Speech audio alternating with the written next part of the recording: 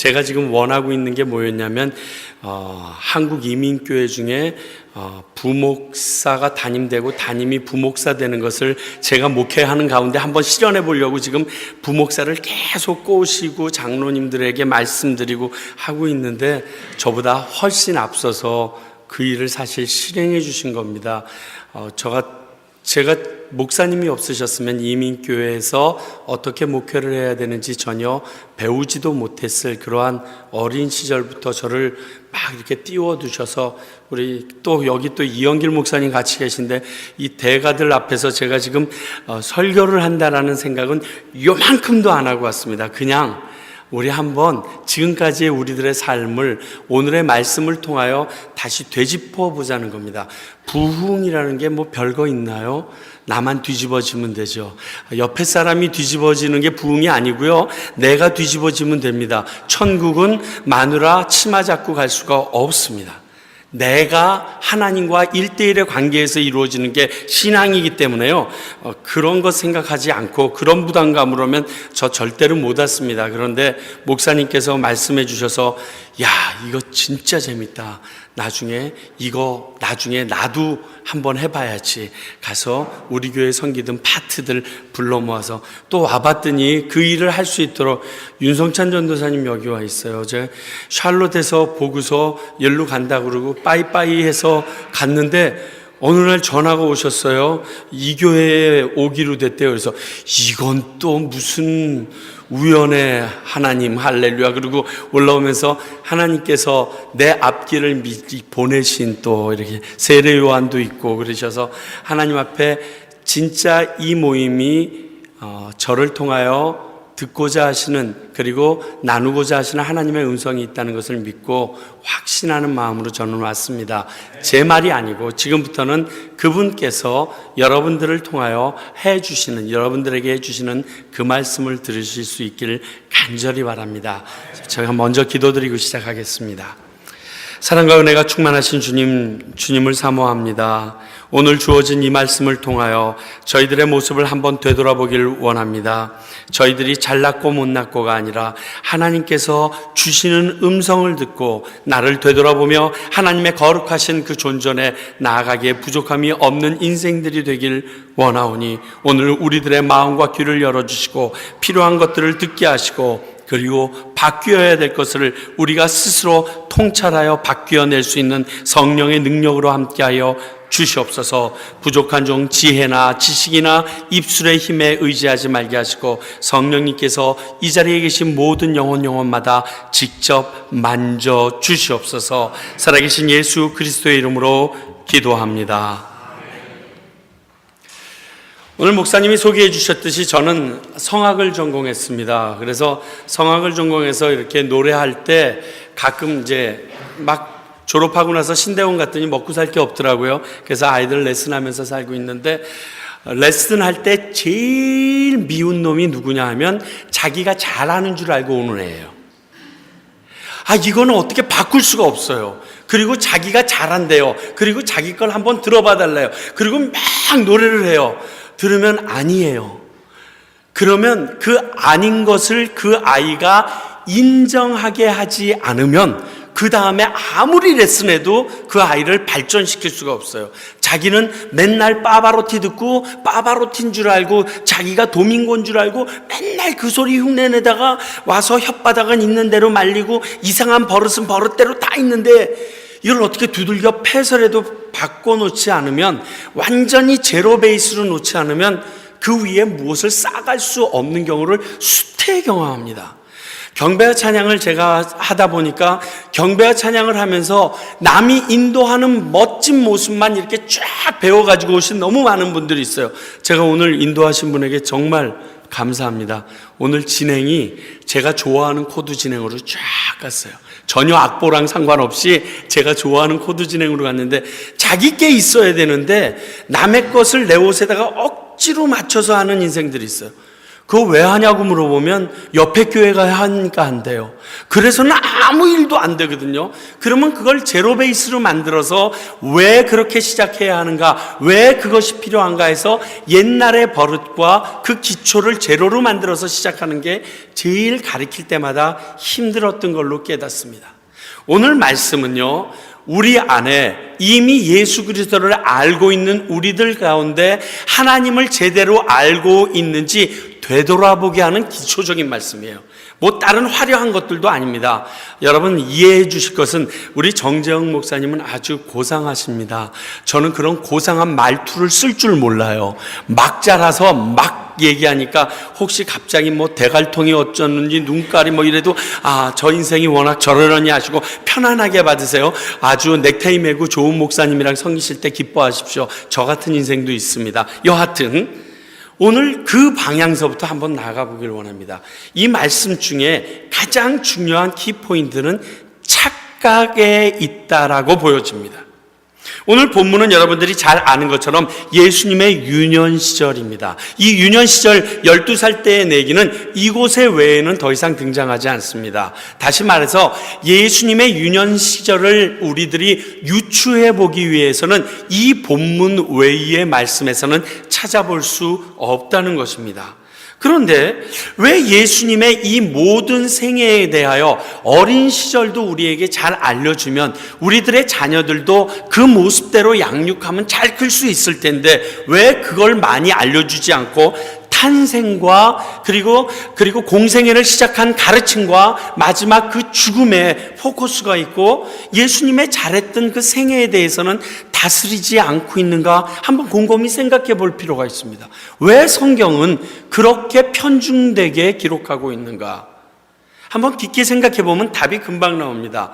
하나님께서 오시마 약속하셨던 메시아를 그 약속이 어떠한 방법으로 실현되는지 그리고 그 실현돼서 자라난 메시아가 이 땅 가운데 우리에게 어떠한 가르침으로 본을 보여주셨는지 그리고 그 사랑의 완성을 어떻게 보여주시는지 이것이 하나님께서 우리에게 알려주실 포커스지 예수님이 몇 살 때 어떻게 했대더라 도마고복음 같은 것을 보면 참새를 진흙으로 만들어서 후 부니까 뭐 날아갔다 이런 말도 있어요. 그런 말씀은 정경에 실리지 않게 하셨던 이유는 하나님께서 다른 목적을 가지고 예수님의 생애를 재조명하고 계시다는 거예요. 예수님의 약속의 실천과 그분의 가르침과 그리고 하나님의 약속의 완성이 어떻게 이루어지는가에 포커스가 있다는 의미가 됩니다. 그러므로 오늘 본문도 예수님의 유년 시절인 12살 때 어땠는가를 포커스를 잡는 것이 아니라 예수님께서 12살 때 보여주셨던 이 에피소드 속에서 우리가 이 땅을 살면서 깨달아야 될 가르침을 말씀하고 계시다라고 이해하면 훨씬 더 정확하게 이 말씀을 분석하고 이해하며 나갈 수 있게 될 거라고 생각합니다. 그래서 오늘 말씀에는요, 동행 중에 있는 줄 생각하고 하는 이 부분, 저는 개역 개정판을 씁니다. 그래서 조금 말씀이 다를 텐데요. 동행 중에 있는 줄로 생각하고, 다시 말하면 동행 중에 있는 줄로 착각하고라고 말을 바꿔도 별 상관이 없을 거라고 생각됩니다. 마리아와 요셉이 함께 예수를 데리고 전례에 따라서 유월절이 됐기 때문에 예루살렘에 올라갔습니다. 그런데 이 모든 일을 마치고 다시 내려오는 과정 가운데 하루가 다 돼서 저녁 때 집에 데리고 들어와서 잠자려고 하여 친척집들과 주변에 잘 아는 사람들의 집을 찾아봤더니 예수가 없는 것입니다. 예수님을 찾을 수가 없게 된 것입니다. 하루가 지나서야 겨우 예수님이 없다는 것을, 함께 내려오지 않았다는 사실을 깨닫게 되어지는 사건입니다. 어쩌면 이 부분을 가지고 이렇게 설교하시는 분들도 봤어요. 자식을 그렇게 키우면 안 된다. 불꽃 같은 눈으로 지켜봐야 된다. 아마 그 내용 때문에 이 말씀을 주신 건 아니라고 생각됩니다. 그것이 오늘 우리가 살필 모습도 아니고요. 그리고 요즘 부모로서는 상상할 수 없는 일이죠. 자식이 하루 종일 안 보였는데 그것도 여행 중에 그게 있는지도 없는지도 몰라서 그때 잊어버렸다고 화들짝 놀라서 그때부터 찾으러 간다. 있을 수도 없는 얘기인데 사실 당시의 관습을 살펴보면 그리 이게 잘못한 일이 아니에요. 부모들의 입장에서 잘못한 일이 아니에요. 아시다시피 유대인들에겐 3대 절기가 있습니다. 이 3대 절기만큼은 예루살렘이나 이스라엘 땅에 살고 있는 사람들은 예루살렘의 성지에 가는 것을 기본으로 생각하고 있었어요. 그러나 오늘 나와 있는 이 유월절만은 어떠한 경우에라도 반드시 올라가서 예배를 드리고 제사를 드리고 대속제일을 치르고 내려와야 되는 중요한 절기였습니다. 그렇기 때문에 민족의 대이동 같은 일이었어요. 그러니 예루살렘에서 먼 데에 있는 마을 사람들은 일찍 떠났겠죠. 거기에서 작게는 두세 가정이 같이 마차 하나를 갖고 떠날 때도 있습니다. 그렇게 떠나다 보게 되면 점점 한 마을을 지나면서 예루살렘에 가까이 오면 그 무리가 많아지기 시작합니다. 그리고 예루살렘 인근 쪽에 오게 되면 수십만의 인파가 함께 예루살렘으로 그 정한 날짜에 향하여 몰려들게 되는 현상이에요. 그리고 그 모든 약속된 절기가 마치고 나면 거꾸로 그 많은 인파가 예루살렘을 빠져나와서 남쪽으로 내려올 사람과 북쪽으로 갈 사람들이 나눠져서 움직여지기 시작합니다.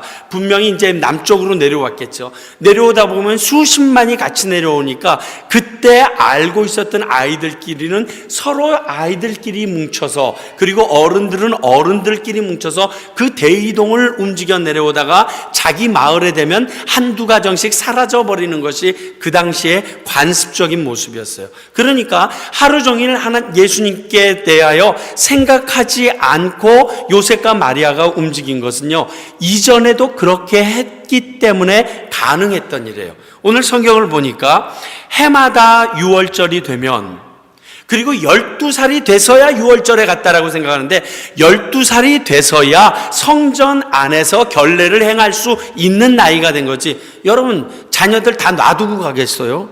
아니잖아요. 애들 데리고 가야 될 거 아니에요. 성전 안에는 들어갈 수 없어도 어머니 아버지가 다 가니까 다 데리고 가야 될 거 아니에요. 그 일들이 12년 동안 계속되어졌던 거예요. 그러니까 12년 동안 예수님은 맨날 친구들이랑 하루 종일 놀다가 들어왔던 거예요. 그렇게 생각한 거죠. 그렇게 하고 찾았는데, 그래서 옛날처럼 11년째 되는 것처럼 1년 전처럼 그렇게 움직일 거로 생각했었는데 그게 아니셨다는 거예요. 그리고 화들짝 놀라서 찾아가게 되는 일이 생겨진 것입니다. 오늘 우리는 이 사건을 통해서 예수님을 믿는 우리가 적용해야 할 부분, 그 부분을 한번 먼저 적용해 보려고 합니다. 이전에 이 착각이 우리의 신앙 속에도 있다는 거죠. 그 첫 번째는요, 내가 하나님을 안다고 착각하고 있다는 겁니다. 여러분, 하나님 잘 아십니까? 교회 다니면 하나님 아시는 거예요? 성경 한 번 읽지도 않고 성경 공부 한 번도 하지 않고 하나님 잘 아세요? 하나님 인격적으로 만난 적 있으세요? 그리고 하나님 잘 아세요? 제가 한번 질문해 볼까요? 좌우에 혹시 부부가 같이 오셨으면 얼굴을 한 번만 슬쩍 쳐다보시기 바랍니다. 자, 잘 아세요? 여러분, 속고 있는 거예요. 잘 아는데 나가서 딴짓 하는데 왜 몰라? 두 분이 퀴즈 대회 했다며요. 퀴즈 대회 해가지고 그 할아버지는 자기랑 저 여자가 천생연분이라고 생각해서 그 천생연분이라는 단어를 맞히기 위하여 당신과 내 사이 그랬더니 그 할머니는 평생 원수라고 그랬다며요.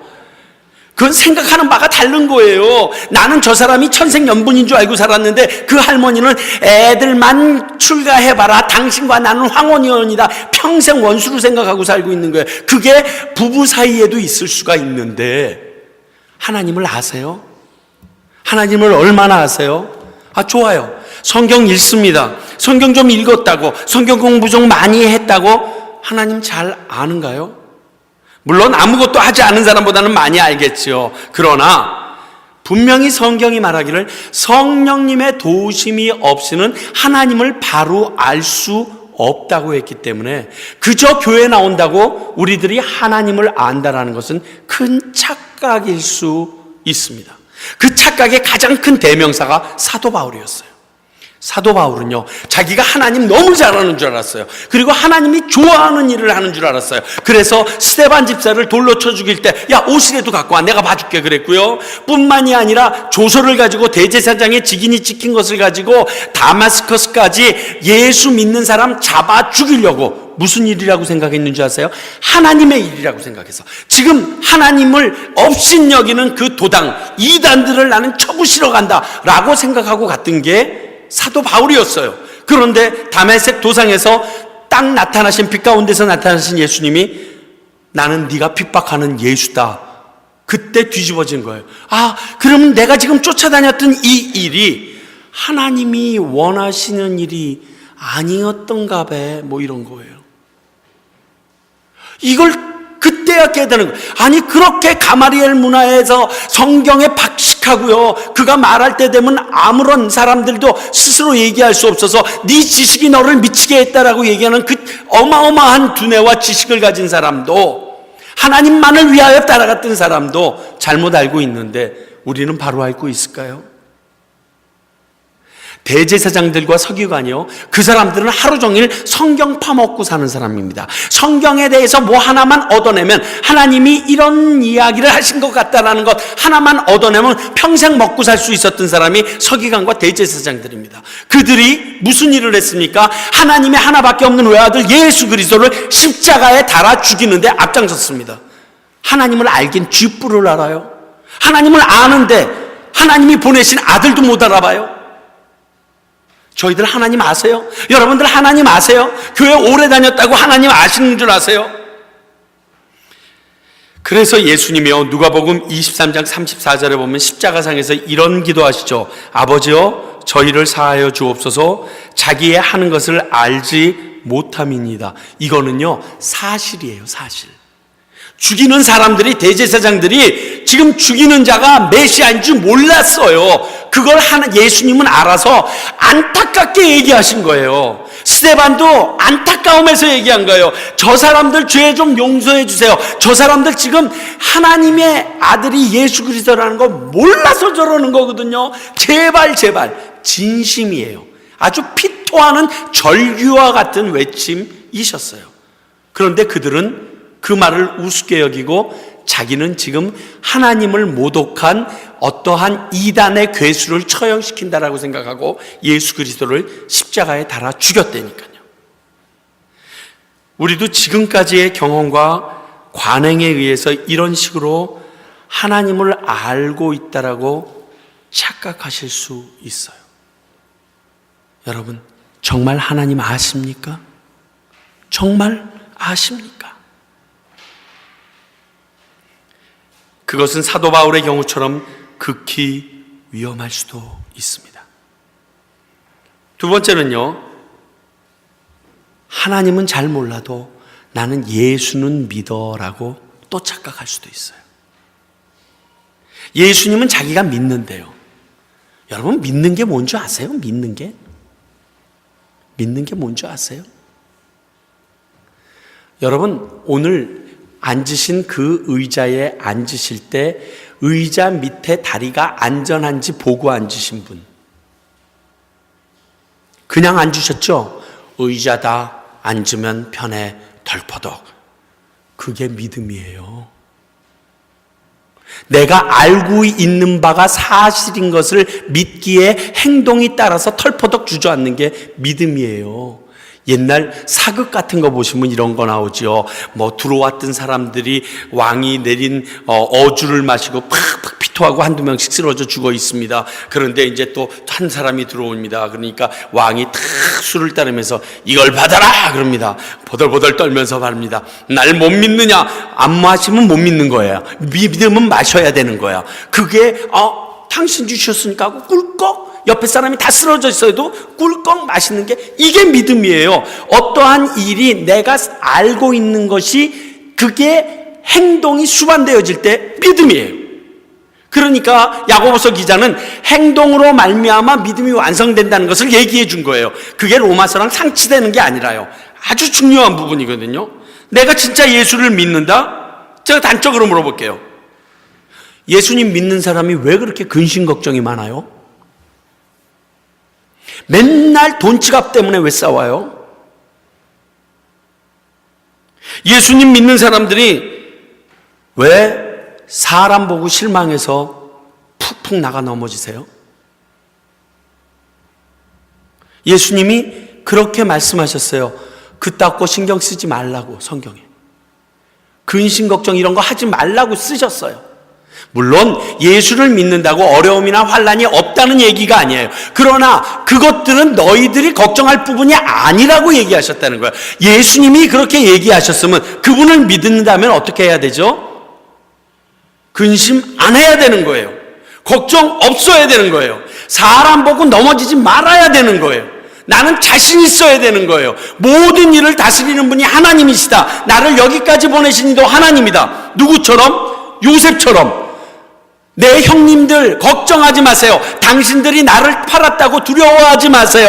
이곳에 보내신 것은 당신들을 살리기 위하여 하나님이 먼저 나를 보내신 것입니다. 라는 그러한 마음이 있어야 되는 거예요. 자, 다시 한번 물을게요. 여러분, 진짜 예수님 믿고 계세요? 예수님 믿는 분들이 왜 그렇게 걱정 근심 많고 맨날 푸닥푸닥거리고들 싸우고, 그리고 누구가 오른쪽 왼 끝에 앉으면 누구는 왼쪽 끝에 앉고 서로 눈은 가자미 눈이 돼서 그 째를 보고 앉아있고 와 그러서요? 내가 예수님을 믿는다면 그러한 행동들은 나올 수 없는 행동들입니다. 그렇지 않습니까?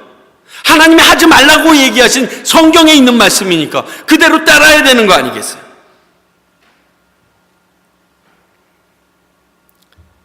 사실 나의 모습을 볼 때도 내가 예수님을 믿는지 헷갈릴 때가 너무너무 많아요. 똑같이 고민하거든요. 너무 힘들어서 자빠지거든요. 야, 예수 믿으라고 얘기하면서 나는 안 믿어. 가짜약 파는 약장수집, 그게, 그쵸? 그렇잖아요.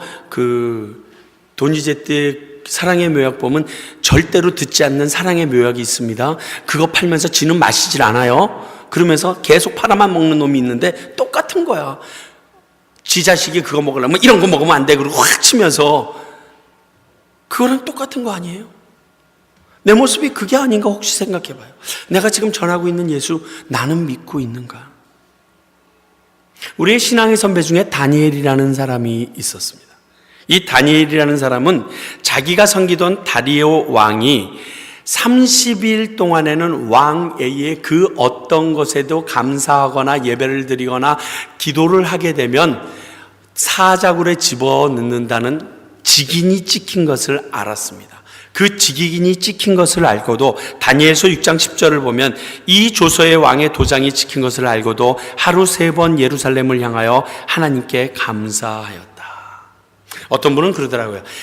다니엘 답답해 죽겠어. 다리오가 얼마나 사랑하는데 그저 그 30일 동안만 하나님한테, 하나님 30일 뒤에 뵐게요. 그리고 우리 세상에 흐르는 대로 그렇게 흐르는 게 맞지 않겠습니까? 지금의 상황이 이러니까 주님께서 알아서 나를 유해해 주실 줄 믿습니다. 이렇게 얘기하고 돌아가면 되지. 뭘 그걸 머리 박치기 하듯이 그런 건 지혜롭지 못하다고 얘기합니다. 그런데 다니엘 생각은 틀렸어요. 다니엘은 포로로 와서부터 지금까지 단 한 번도 나를 모른다고 하지 않으시고 나를 좌시하지 않으셨던 그 하나님을 나는 외면할 수 없다는 거예요. 내가 사자굴에 들어갈지언정 내가 그 하나님을 섬기는 일을 그만두진 않겠다는 거예요. 바로 이전에 있었던 자신의 세 친구 사드락, 메삭, 아벳느고가 풀무불 앞에서 나를 구하지 아니하실지라도 나는 그 하나님을 버리지 않겠습니다 했던 동일한 신앙으로 그 조서 앞에서도 자신 있게 나아가게 됩니다. 결국 그는 사자굴에서 하나님의 도우심으로 살아나고 정적들은 그 사자굴 안에서 땅이 다리에 닿기도 전에 사자밥이 되었다라고 성경은 기록하고 있습니다. 이게 바른 믿음입니다. 하나님께서 하시는 말씀이 지금 이 땅을 살아가는 나에게 손해가 되고 그리고 피해를 줄지라도 하나님의 말씀이기 때문에 그대로 따라가는 게 믿음이 있는 겁니다. 자, 나를 돌아봅시다. 여러분들이 퀸즈 장로교회에 이번 주일날 나오지 않으면 한 사람당 100불씩 주겠다고 그러면 몇 명이나 나올 것 같으세요?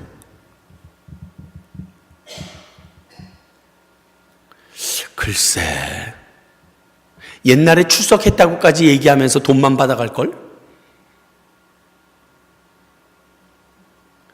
요즘에 우리 목회자들에게 아주 뜨거운 화두가 있어요. 과연 너희 교회에 동성애자들이 들어와서 나 주례해 주세요 할 때 예스 할 것인가 노 할 것인가? 왜 노 하셨습니까? 나는 하나님의 말씀에 따라 당신 둘이 동성이기 때문에 결혼 주례를 할 수 없습니다 라고 얘기했을 때 나는 쇠고랑을 차야 되잖아요. 고소당해서. 과연 그 일을 할 것인가 말 것인가? 여러분, 마찬가지예요. 내게 불이익이 있다고 해도 그것은 하나님이 원하지 않는 것이기 때문에 안 하는 것. 이게 믿음이 있는 거예요. 그러니까 우리 모습 다시 보자고요. 내 모습이 하나님의 말씀대로 지금 살고 있어요?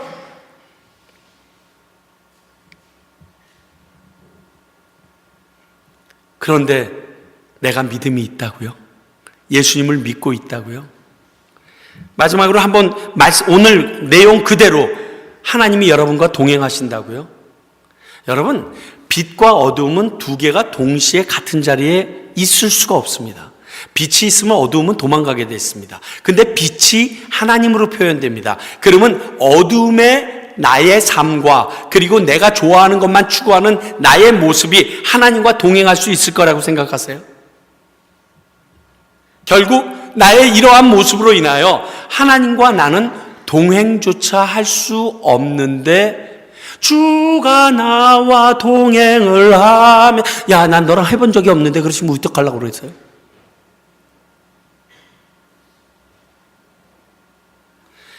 스펄전 목사님은 이 부분에, 이 착각한 부분에 포커스를 맞춰서 말씀을 전개하셨는데 저는 이미 이러한 착각에 우리가 빠져 있다라고 생각하고 이 착각에서 빠져나오려면 이제 어떻게 해야 되는가를 여러분들과 좀 오늘 나누길 원합니다. 첫 번째, 그런 착각에서 빠져나오려면 먼저 그게 착각인 줄 알아야 돼요. 착각인 줄 알아야 돼요. 44절을 보니까요, 뒤져봤더니 없더라. 아, 없구나. 깨달아야 돼요.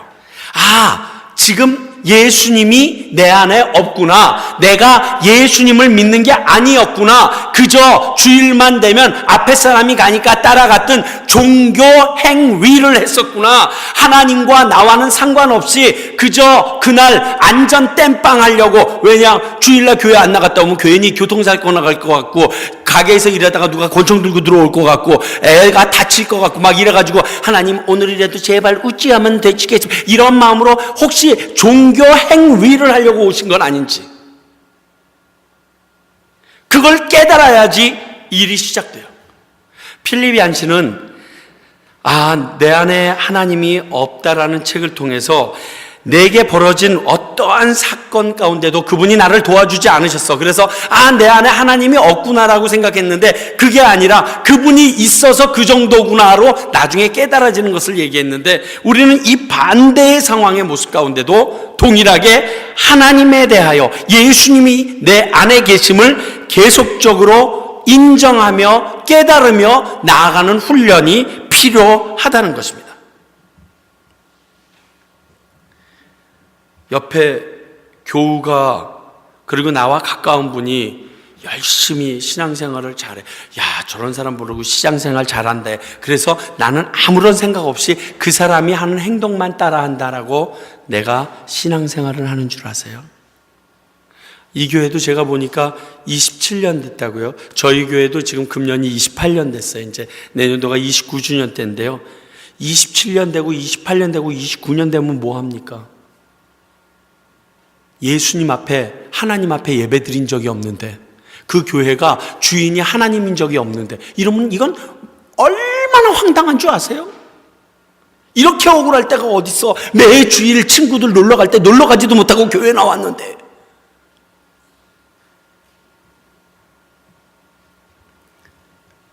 여러분, 어떤 일에 굉장히 열중하다 보면 누군가 찾아와서 옆에 앉아 있어도 모르고 있다가 부스럭소리가 너 언제 여기 와 있어?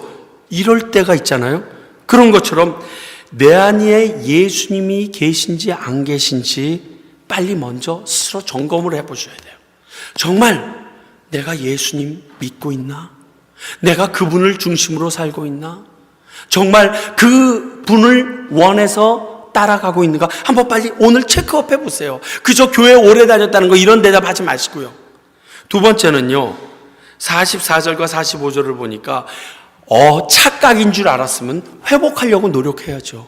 찾아야 될 거 아니에요. 잊어버린 예수님 찾으러 가야 되잖아요. 하루길을 내려왔었지만 올라갈 때는 3일 동안 뒤지면서 올라가는 열심이 있어야 될 거 아니에요. 회복하려고 노력하는 모습이 우리 안에 있어야 합니다. 왜 올라가기를 예루살렘까지 갔을까요? 첫 번째는 예루살렘까지 가면서 못 찾았기 때문에. 두 번째는 왜 예루살렘까지 갔을까요? 예루살렘에서는 같이 있었어. 그렇죠? 예루살렘에서는 같이 예수랑 있었어, 나랑. 그래, 내 아들 예수랑 있었어. 그래서 그 예루살렘에 있는 거는 확실하다는 나의 확신이 있잖아요. 그래서 예루살렘까지 간 거예요. 간혹 우리도 예수님이 계신 곳, 좀 더 정확하게 말하면 예전에 나를 만나 주셨던 곳을 찾아가서 예수님을 찾는 일들을 할 필요가 있다는 거예요. 근데 이제 이게 습관이 돼가지고 중독자처럼 그저 하와이 YM에 가야지 만나는 것 같고, 저 산꼭대기에 기도원에 가야지만 만나는 것 같고, 아무개 목사님만 만나야지 뭐 불 받는 거, 이거는 좀 문제가 있습니다만, 그런 것 있잖아요. 나를 처음 만나 주셨던 그 하나님 앞에 나아가서 나를 내려놓고 거기서부터 다시 시작하는 모습. 우리에게 그런 열심은 있어야 되는 것 같아요. 제가 오늘의 교회 사역을 하다가 그놈의 그 열린 예배구 모으고 뒤지게 힘들거든요. 한 10년 가까이를 섬기다 보니까 제가 목사가 아니라는 사실을 깨달았어요. 프로듀서구나. 오늘의 교회 그만뒀대 그러는데 방송국에서 연락이 옵디다. 방송국에서 와서 나보고 프로듀서 하라고 연락이 와요. 교회를 그만뒀으면 다른 교회에서 나에게 연락이 와야 되잖아요. 그래서 최 목사님 우리 교회 이래야 되는데 교회를 그만뒀는데 방송국에서 연락이 오더니 그 다음에는 뮤지컬에서 연락이 오더라고. 너 와서 성악한 놈들이 좀 필요하니까 뮤지컬이나 좀 해볼. 영 내가 목사가 아니라는 게 확실했고 목사하면 안 되겠다는 나의 행동이 엉망이었거든요. 행실이. 그래서 때려치려고 이제 다 집어 탱가치고 노스캐롤라이나, 그것도 윈스턴셀런 그린스보로에서 30분 더 구석체기로 들어간 데로 갔어요. 가서 제가 쭉 보니까 이민자들은 비데오에 미쳐 있더라고요. 그래서 요것이 DVD로 바뀌어질 것이니까 DVD 빵을 준비해서 내가 차리면 한몫 보겠다. 그걸 생각하고 이제 DVD 가게 하려고 저는 이제 미국에 왔어요. 목사 때려치려고. 그러다가 어떻게 정 목사님한테 잘못 걸려가지고 이게 아닌가 봐. 그리고 계속 이 자리에 서 있게 되는 은혜를 잊게 됐는데요. 그때 1년 동안 쉬면서 미치겠더라고요. 얼마나 힘들지 모르겠어요. 다시 그분 앞에서 찬양하고 싶은 마음이 막 미치게 일어나요. 설교는 워낙 온누리 교회에 있으면서도 한 번밖에 안 해봤기 때문에 10년 동안 한 번 했어요. 예배 6개 있는데 한 번밖에 안 해봤어요. 그런데 찬양 인도를 못하니까 막 몸에서 막 미치겠어요. 그래서 집에 햄스터를 키웠어요. 이건 같은 암놈인 줄 알고 사왔더니 이게 암수였어. 걔네들은 되게 빨리 나옵니다. 이렇게 한 보름에 15마리씩 퍽퍽 나오니까 곧 한 60마리가 됐어요. 그래서 어디 와서 찬양 인도하려는 데는 없고, 그래서 햄스터 60마리 놓고 찬양 인도했어요. 찬양 인도하는데 얘네들이 나를 보지 않잖아요? 그러면 햄스터를 한두 마리를 꺼내서 상자 가게에 넣어서 처벌을 합니다. 이놈의 자식아, 너는 예배 시간에 어디를 봐? 그리고 정신이 행오라고 다시 집어넣어. 똑바로 앉아있어. 그렇게 하고서. 그러다가 내 모습이 너무 한심한 걸 발견해요. 그리고 이빨을 꽉 물고 걷다가 한 구퉁이에 딱 서서 하나님 앞에, 하나님, 당신이 살아계시다면 나를 이곳에 보내신 이유와 그리고 내가 이 땅에서 해야 될 일에 대해서 좀 알려주세요 하고 기도하면서 하나님을 다시 만난 장소가 그 아파트 쓰레기통 옆이었어요. 그래서 저는, 여러분들은 쓰레기 냄새 맡으면 굉장히 싫어하죠. 저는 쓰레기 냄새 맡으면요 갑자기 경건해져요. 왜? 나에게 말씀하셨던 그분의 음성이 들리는 것 같다. 그래서 그린스보로에서도 사역하다가 처음에는 그렇게 해서 시켰더니 얼마나 열심히 했겠어요. 간혹 야 얘네들도 안 해요 하고 내가 화가 날 때마다 차를 몰고 30분 달려가서 옛날 그 아파트 그 쓰레기통 옆에 서서 그 냄새를 맡으면서 하나님 다시 한번 제가 여기에서 저를 채찍질하고 갈게요. 채찍질하고. 그래서 저를 지금까지 지켜왔었던 부분들이 있었습니다.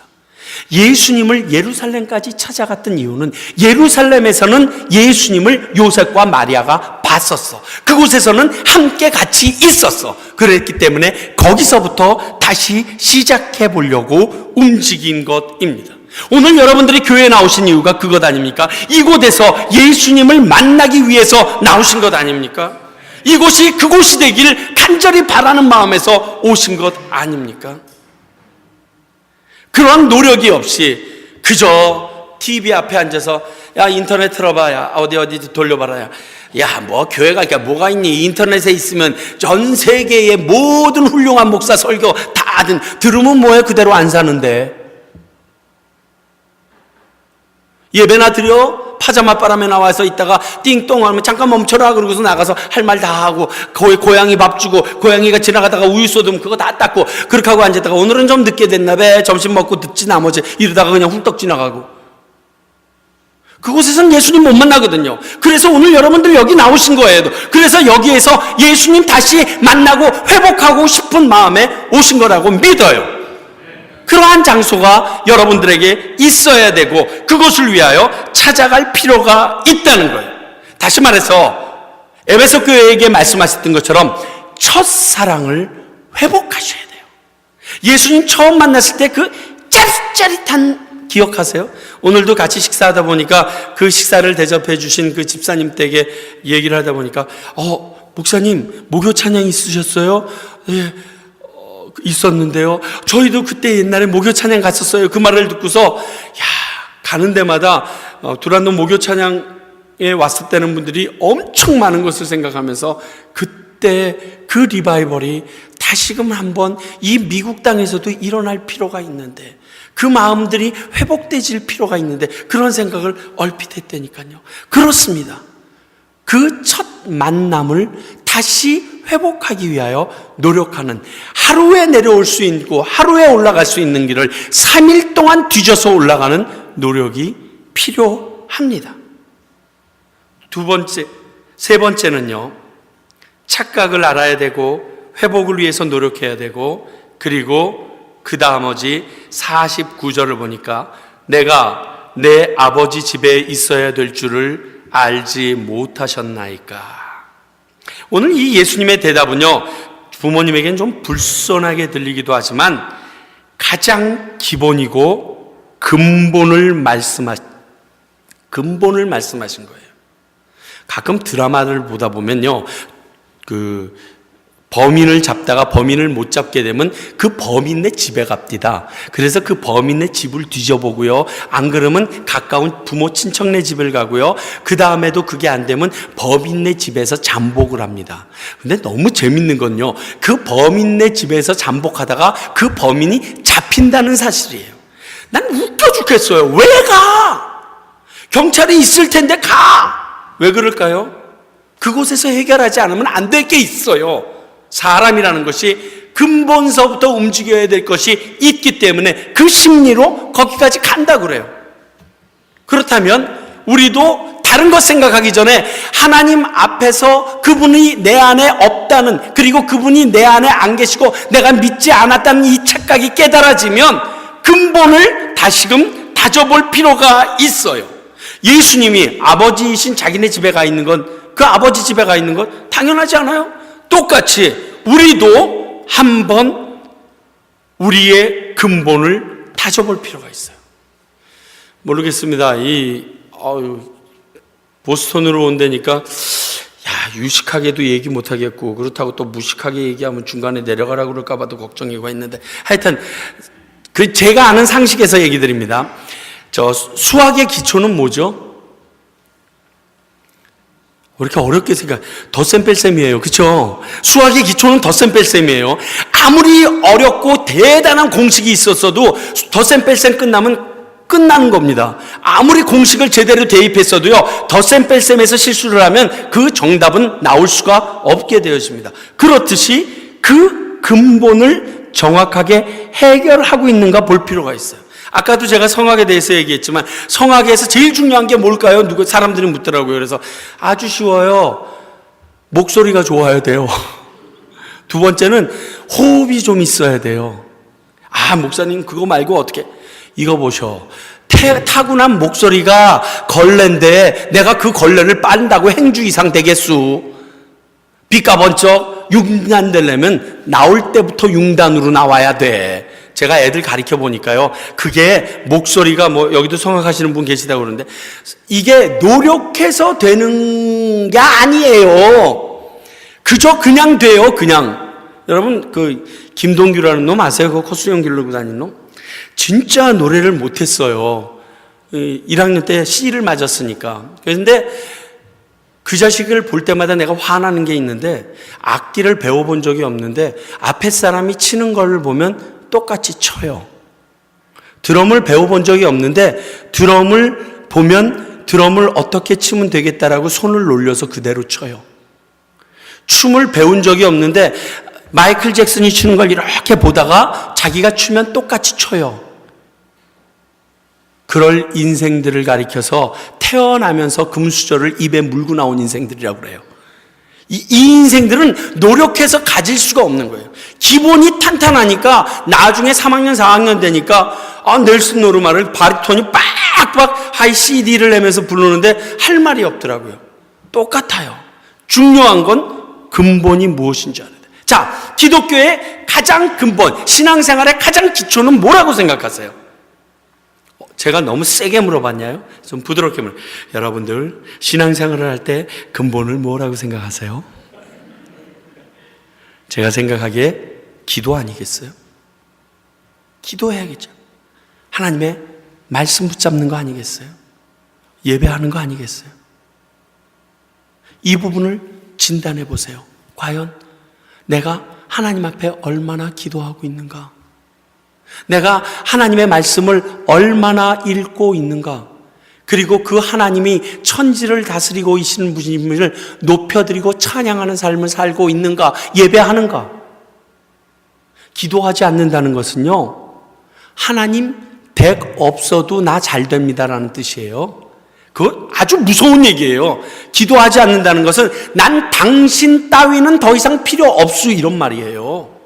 기도한다는 것은 내가 많은 것을 가졌지만 당신이 없으면 안 되니까 당신이 알려주세요 하는 겸손의 모습이에요. 그러니까 근본이라고 말할 수 있죠. 기도 내가 제대로 하고 있는가? 아유, 목사님 그래도 그 따위까지도 어떻게 기도? 이북에서 떠날까 말까를 기도하고 안 떠나신 분도 계시더라고요. 하나님께 물어봐야 된다는 거죠. 누가 봐도 떠나는 게 합당하고 그 사람의 소원이 찬송 한번 시컨 부르는 거라면 당연히 떠나야 됨에도 하나님께 묻고 나니까, 야, 내가 능력이 없어서 너를 이북에서 안 내보내는 줄 아니? 그곳에 있어라. 그래서 있다는 거예요. 기도 하나님께 물어봐야 될 거 아니에요. 그게 그분에 대한 피조물의 예의 아니겠어요? 두 번째로 말씀 봐야죠. 말씀은 다른 말씀으로 얘기하면요, 하나님께서 이 땅을 살아가는 우리에게 주시는 사용 설명서예요. 내가 어떻게 살아야 되는지 스스로 바라보지도 못하고 체크도 해보지 않고 내 맘대로 살아요? 그리고 바로 살 수 있을까요? 여러분, 이런 게 있어요. 비싼 물건일수록 사용 설명서를 열심히 읽어요. 여러분, 배러리에 사용 설명서 써 있는 거 아세요? 모르셨죠? 배러리를 사시면 그 뒤쪽에 사용 설명서가 써 있습니다. 그거 보시고 배러리 쓰시는 분 계세요? 여러분들이 성경을 읽지 않는다는 것은 스스로를 싸구려 만드는 일이에요. 왜 그 짓 해요? 하나님께서 이렇게 해야 오래오래 이 땅 가운데서 하나님께서 원하시는 일을 다 감당하고 축복을 누리며 살 수 있다 얘기하셨으면 열심히 읽어야죠. 기본으로 돌아가야 될 거 아닙니까? 이 모든 것이 하나님이 하신 것을 깨달았어요. 그분을 높여드리는 일, 예배하는 일, 그리고 찬양하는 일에 목숨 걸어야죠. 저희 교회에서는요, 다른 것에는 좀 덜해요. 근데 예배 시간에 뭐가 삑 소리 났다 그러면 저희 교회는 박살나요. 전부 다 그래서 예배 시간 5분 되면 전투대기처럼 긴장이 팍 떠 있어요. 예배를 장난하지 맙시다. 이건 하나님께 드리는 겁니다. 예배 시간 다 돼서 뒤에 문 꽉 하고 열고 들어오는 사람 있으면 정말 내 성질 같으면 독침이라도 폭 쏘고 싶어. 그렇지 않아도 죽을 테니까. 그런 생각이 들어요. 아니, 그분에게, 그 천지를 만드신 그분에게 영화관에 시간도 안 늦게 가는 인생이 예배 시간을 왜 그렇게 늦게 오는지 몰라. 기차 시간 늦게 갔다고, 기차 떠났다고 화도 안 내는 사람들이. 그죠? 진짜 비 오는 수요일 날 딱 예수님 오시면 제일 좋겠어, 그냥. 그리고 시작 시간에 딱 맞춰서 오셨으면 좋겠어. 늦게 오는 사람도 끝나게 그냥. 기본이 다시 점검해 보지 않으면 안 됩니다. 네 번째로, 영적인 것과 삶이 동반될 필요가 있다는 거예요. 지금 예수님께서 어린 시절의 이야기를 이 안에 써놓으신 이유는 우리에게 가르침을 주시기 위해서예요. 착각 속에서 헤어나는 방법을 알려주시고자 하시는 부분도 있다는 걸로 의미를 생각해서 51절을 보니까 예수께서 함께 내려가사 나사렛에 이르러 순종하여 받드시더라. 조금 전까지는 뭐라고 그랬어요? 아니, 내가 내 아버지의 집에 있어야 될 줄 모르셨나이까? 이러고 했던 예수님이 나사렛에 딱 내려갔더니 어머니 아버지에게 그대로 순종하며 받들더라는 겁니다. 기도도 많이 하고 교회 봉사도 열심히고 교회에서 일이라면 손발을 걷어붙이고 열심히 있어서 신앙생활 잘한다는 소리 듣는 분들 중에 간혹 성도들이나 믿지 않는 사람들에게 손가락질 당하고 욕먹는 사람 있습니다. 그렇죠? 그러면서 그분들은 또 뭐라고 얘기하는 줄 알아요? 나는 하나님이 보시기에만 이렇게 얘기합니다. 근데 성경은 뭐라고 얘기했을까요? 재직을 세울 때도 세상에 칭찬 듣는 자 이렇게 썼어요. 너희의 행실을 보고 하나님이 있음을 알게 하라라고 얘기하셨어요. 이 말은 뒤집어서 우리들의 신앙생활도 영적인 생활과 동일해야 한다라는 의미이에요. 그런데 많은 크리스찬들이 이걸 착각해요. 그저 신앙생활을 열심히 했으면 세상에서는 대충 해도 되는 거. 그래도 이번 주일 교회 갔잖아. 이번 주일 11조 냈잖아. 하나님이 그진 줄 아세요? 당신들 돈 없으면 하나님 못 사는 줄 알아요? 당신들 돈 수억 있어도 오늘 가다가 자동차 사고 나서 그냥 보낼 수 있는 게 하나님의 능력인데? 하나님 그지 만들지 마세요. 하나님 치졸하게 만들지 마세요. 우리 하나님 그런 분 아니세요. 우리로 하여금 말씀대로 살기를 갈구하시는 모습을 한번 보세요. 예수님이 친히 보여주시잖아요. 내가 그 부모를 그대로 순종하며, 그 부모가 어느 수준입니까? 예수님이 태어날 때부터 수태고지를 해줬는데도 하나님의 아들인 것도 기억하지 못하고 그 하나님의 아들임에도 교회에 있어야 될 것도 깨닫지 못한 영적 하바리 같은 수준이지만 육신의 아버지 어머니로서 나사렛에 내려가서 어떻게 해요? 순종한다라고 써 있잖아요. 그게 맞는 거예요. 그게 바른 거예요. 세상에서도 삶이 일반의 기준보다는 훨씬 높아야 돼요. 하나님의 자녀로서, 하나님의 대사로서의 삶이 달라야 돼요. 전 요즘에 우리 교회에 제일 많이 얘기하는 게 삶에 대한 부분인데, 어떤 삶이냐면, 왜 살인과 간음은 그렇게 중한 죄로 생각하면서 거짓말은 쉽게 생각하느냐? 십계명은 전부 다 똑같이 놨다. 여러분 그거 아세요? 거짓말해도 지옥 가는 거 아세요? 모르셨구나. 거짓말해도 지옥 간다고 성경에 써 있어요. 거짓말이 살인이랑 똑같은 죄라고 써 있어요. 거짓말이 간음이랑 똑같은 죄라고 써 있어요. 거짓말 정도쯤이야. 제가 바꾸려고 노력하는 것이 예수 믿는 사람들이 마일리지 정도 지켜줘야지. 그리고 하나님의 말씀을 지켜요? 택도 없다. 그렇지 않겠어요? 한번 까놓고 생각해 보세요.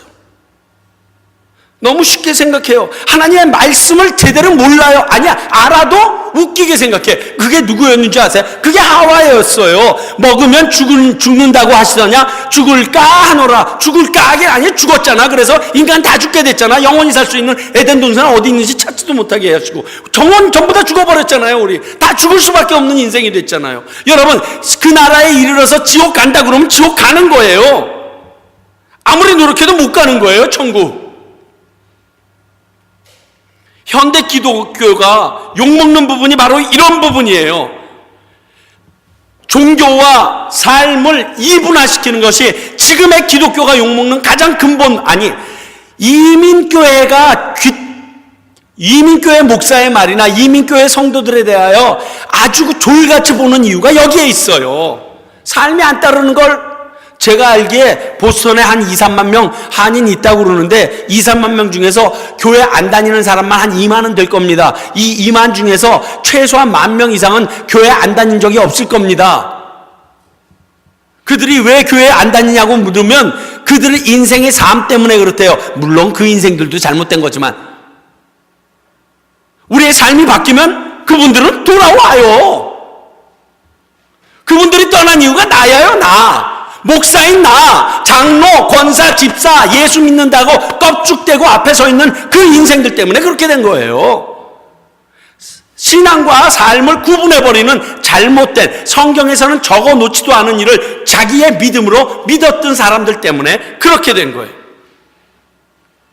하루아침에 이루어지는 일이 아니지만 이것만 회복해도 모든 일이 확연하게 달라집니다. 이 교회에 앉을 자리 없어질 것을 제가 개런티합니다. 51절 하반절을 보면 또 한 가지가 있는데 착각했던 일을 좀 기억하고 있어야 돼요. 그 어머니는 이 모든 말을 마음에 두니라. 잘못했으면 그 잘못했던 것을 머리에 좀 기억하고 있어야지. 물론 죄를 기억하라는 건 아닙니다. 하나님께서는 우리가 회개하면 그 죄를 기억하지 않습니다. 완전히 도말하십니다. 그러나 우리의 삶 중에 잘못 깨달았던 것이 있다라면 기억하고 있어야 다시 그런 잘못을 반복하지 않으실 거 아닙니까? 기독교라는 것은요, 하나님의 은혜를 기억하고 사는 종교예요. 이건 제가 말한 게 아니라 구약 성경을 쭉 보면 하나님이 원하시는 거예요. 하나님이 원하시는 것은 내가 너희 이스라엘 백성에게 했던 일을 기억해달라, 이 말만 계속 하셨어요. 그런데 쫙 기억하지 않습니다. 그래서 이루어진 것이 사사기서부터 말라기까지의 상처들이에요.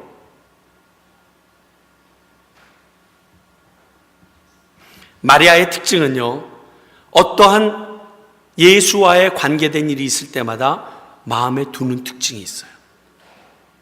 여러분들도 내가 이것이 잘못됐었지, 이러한 과정 가운데 이런 상태 때 내가 잘못했었지, 그럼 마음에 두고 있어야 돼요.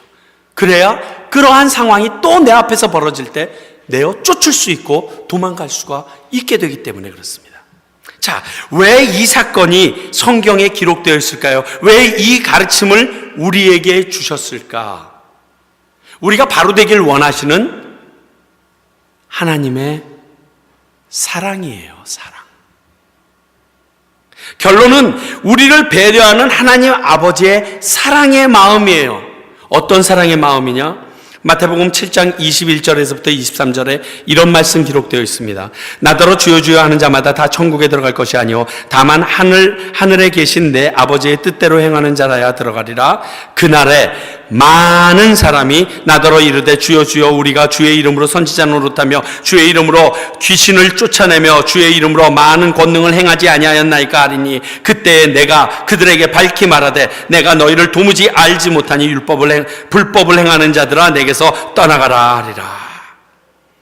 이 말은요, 예수님이 직접 하신 말이에요. 너희들이 나를 위해서 일하고 있다고, 나를 믿는다고 착각하지 말라. 그 숫자가 얼만큼이라고요? 많다고 얘기했어요. 우리 여기서 교회 열심히 나와서 전부 다 천국에 갈 줄 알고 죽을 때 며칠 후 요단강 건너갔더니 쟤는 저편으로 건너간 거야. 그래가지고 못 만나고 이쪽에 몇 명 안 남아있어. 아니, 퀸즈 장로교회 성도들 다 어디 갔대? 정 목사님은 왔남? 우리 이렇게 되는 거예요. 이렇게. 그걸 예수님이 있을 일을 직접 얘기해 주셨어요. 여러분, 근데 또 소망이 있어요. 뭐냐면 어떤 주일학교 선생님이 물었대죠. 아이들 성경 공부 열심히 시켜. 여러분들 천국에 가려면 어떻게 해야 되죠? 그랬더니 애들이 조용하더래요. 어저께 저번 주일 선생님이 얘기해 줬잖아요. 천국에 가려면 어떻게 해야 되죠? 그랬더니 뒤에 있던 한 놈이 손을 뚝 들려. 예! 죽어야 갑니다. 그러더래요. 정답이에요. 정답. 여러분, 천국은 죽어야 갑니다. 영적인 수준이 아니에요. 진짜 죽어야 가요.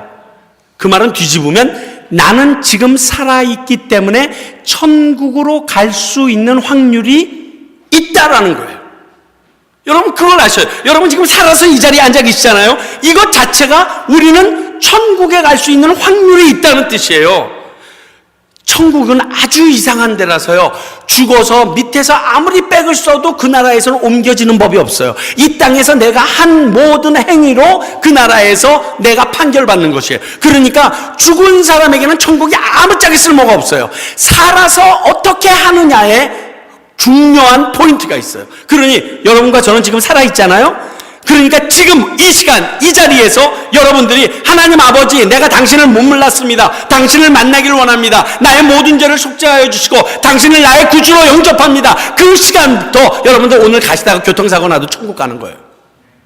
문제는 지금 살아있다는 게 소망이에요. 이게 하나님께서 오늘 저를 통하여 이 말씀을 첫 번째 시간에 나누게 하신 이유가 여기 있어요. 여러분, 다른 거 알기 전에 지금 예수님 만날 수 있다는 사실을 깨달으세요. 지금까지 착각이셨어도 좋아요. 그 착각 상관 안 해도 좋습니다. 난 참 재밌어요. 예수 믿으세요라고 물어보면 뭐라고 대답해야 정상일까요? 예수 믿으세요? 윤성찬 전도사님, 예수 믿으세요? 예, 저게 정답이에요. 예, 아니오면 정답인데 예수 믿으세요 물어보면 저 모태신앙인데요. So what?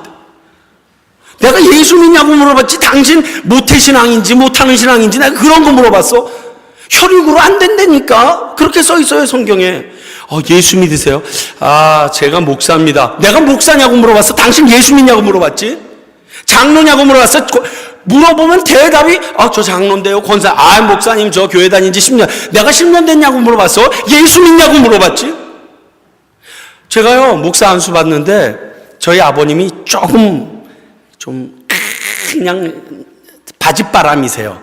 그래서 좀 그 당시 한경직 목사님이 살아계셨거든요. 그래서 저를 한경직 목사님의 안수를 받게 하고 싶으셨어요. 결국 못 받았더라고요. 왜냐하면 줄을 쫙 서 있는데 하용조 목사님이어서 그 줄을 너무 길다고 후틀어서 내가 못 받았어요. 여하튼 그래서 끝나고 나서 우리 안수받은 몇 명 목사님들 모여서 한경직 목사님한테 물어봤어요. 목사님, 이제 90대도 훌쩍 넘으셨고 우리 목사 초년생들에게 해주실 말씀 있으면 해주세요.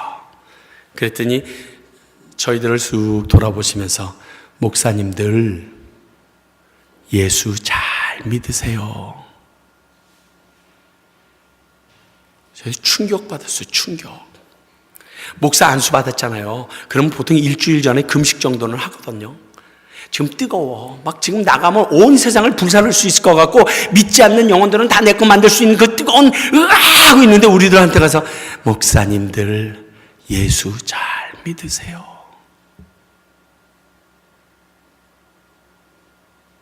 목사라고 예수 믿는다고요? 내가 알고 있는 나랑 신학교 같이 한 애들 중에서 돈벌이 괜찮다고 교회 들어온 애들 진짜 많았어요. 성경 믿지도 않으면서 큰 교회 목회하는 내 친구들도 있어요. 여러분, 예수 잘 믿으셔야 돼요. 지금 이 시간 결단해서 믿으셔야 돼요. 그걸 하나님이 원하세요. 그래서 12살 때 사건을 성경에 기록해 놓으시고 네 옆에 있다고 착각하지 말라. 내가 너와 항상 함께 있는 게 아니라 너가 내 일을 하고 있는 것처럼 착각할 때 나와 함께 있는 게 아닐 수가 있다. 얘기해 주고 계시는 거예요. 27년, 28년 때입니다. So what?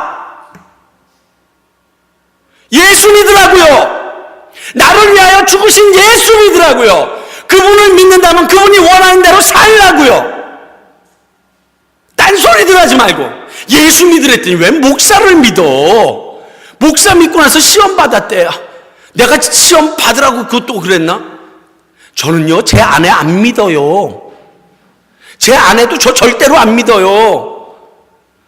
사람은 믿을 존재가 아니라 사랑할 존재예요.